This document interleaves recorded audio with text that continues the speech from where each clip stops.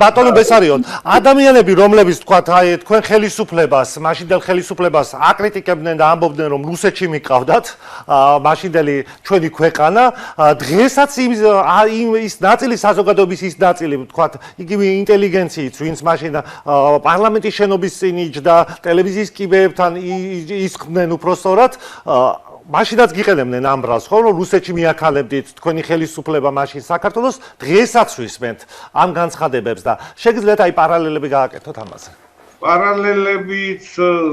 პარალელებზე მეტი შეიძლება გაკეთდეს. არსებობს საზოგადოებაში ფენა გარკვეული. დიახ. რომელიც მუდმივად იქცევა ერთნაირად. ასევე იქცეოდნენ ეგრეთ წოდებული მენშევიკური მთავრობის დროს, პირველი რესპუბლიკის დროს. ასევე იქცეოდნენ ზვიადგამსახურდიას ხელისუფლების დროს.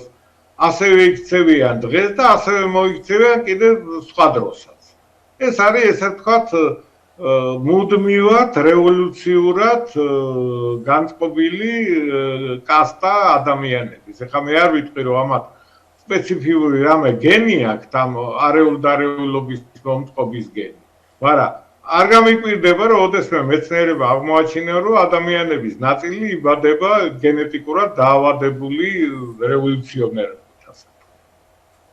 იგივე სალომე ზურაბიშვილისგანაც იყო, თუ არ ვცდები საგაზეთო პუბლიკაციები, ხო, რომ სისხლის მსმელი უწოდა მაშინ ზვიადგამსახურდიას.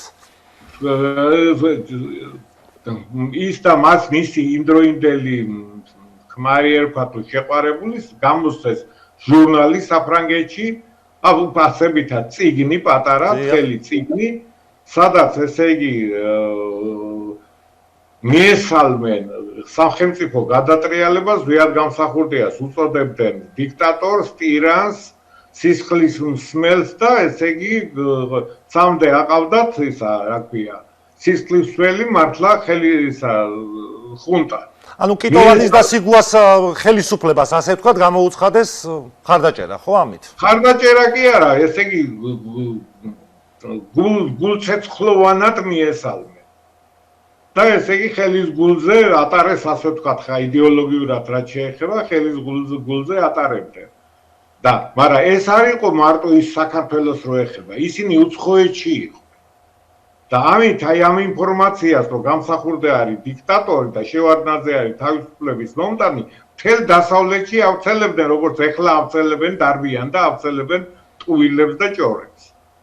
ისე რომ მათი ქცევა არაფრით არ იცვლება თაობიდან თაობამდე. მე თუ მკითხავთ აი ესენი არიან ჩემ დროს ეგეთები იყვნენ კომკავშირლები.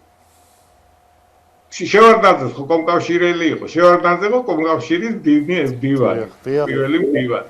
ეს კასტა გარკვეული ხო გეკითხავთ.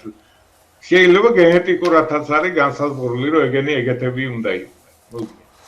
მადლობა ბატონო ბესარიონ.